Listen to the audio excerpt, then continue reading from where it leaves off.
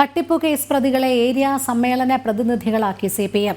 വ്യാജ രസീത് കേസിലെയും ബിരിയാണി ചലഞ്ച് തട്ടിപ്പു കേസിലെയും പ്രതികളെയാണ് സമ്മേളന പ്രതിനിധികളാക്കിയത്. വ്യാജ രസീത് കേസിലെ പ്രതി ശ്യാമ വേണുവിനെ സമ്മേളന പ്രതിനിധിയാക്കിയത് എതിർപ്പ് അവഗണിച്ച്. ബിരിയാണി ചലഞ്ച് തട്ടിപ്പു കേസിലെ ഒന്നാം പ്രതിയാണ് സമ്മേളന പ്രതിനിധിയാക്കിയ അരുൺ.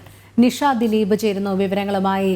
നിഷ, ഏറെ വിവാദം സൃഷ്ടിച്ച ബിരിയാണി തട്ടിപ്പു കേസിലെയും അതോടൊപ്പം വ്യാജ രസീത് കേസിലെയും പ്രതികളെയാണ് CPMന്റെ സമ്മേളന പ്രതിനിധികളാക്കിയിരിക്കുന്നത്.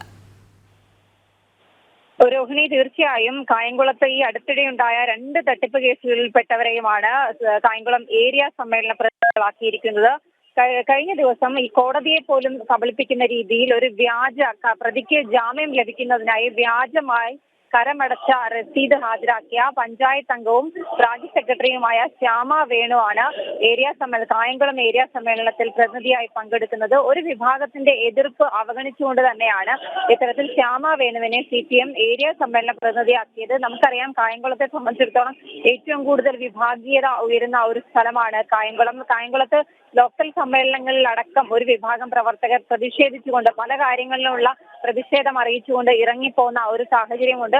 ഒപ്പം തന്നെ കഴിഞ്ഞ ഏതാനും ആഴ്ചകൾക്ക് മുമ്പ് ഇല്ലാത്ത സംഘടനയുടെ പേരിൽ വയനാടിന് ഒരു കൈത്താങ്ങ് എന്ന പേരിൽ ബിരിയാണി ചലഞ്ച് തട്ടിപ്പ് നടത്തിയ കേസിലെ ഒന്നാം പ്രതിയായ അരുണിനെയും പുതുപ്പള്ളിയിൽ നിന്നുള്ള സമ്മേളന പ്രതിനിധിയാക്കിയിട്ടുണ്ട്. ഇതും ഒരു വിഭാഗം പ്രവർത്തകരുടെ എതിർപ്പ് അവഗണിച്ചുകൊണ്ട് തന്നെയാണ്. എന്തായാലും ഏറ്റവും കൂടുതൽ വിഭാഗീയത ശക്തമായ ഒരു സ്ഥലമാണ് കായംകുളത്താണ് ഒരു വിഭാഗത്തിന്റെ അപ്രമാദിത്വമുള്ള ഒരു വിഭാഗത്തിന്റെ എതിർപ്പ് അവഗണിച്ചുകൊണ്ട് ഈ 2 പേരെയും തട്ടിപ്പ് കേസിലും കോടതിയെ കബളിപ്പിച്ച കേസിലും പ്രതികളായ 2 പേരെയും ഏരിയ സമ്മേളന പ്രതിനിധികളാക്കിയിരിക്കുന്നത്.